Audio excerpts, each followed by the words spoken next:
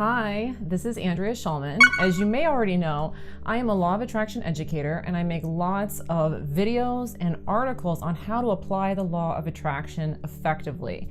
And recently I decided it would be a good idea to create a free database where I've put all of these resources but categorized them. So if you're someone who's interested in learning about the law of attraction, you can have a place to go and research the topics that you're interested in. So if you'd like to check this out, this is a very simple place that you can go. It's free. You don't have to put in your email or anything like that. All you have to do is click the link and go.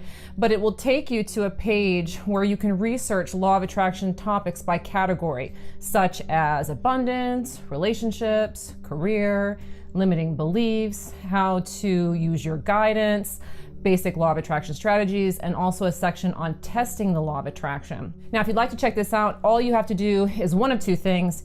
You can either go directly to my website, raiseyourvibrationtoday.com, and look for the image that says free LOA resources, enter here, or you can also click the link that I've put in the description of this video. Hope that you enjoy the database, and if you feel like it, go ahead and drop me a comment and let me know what you think.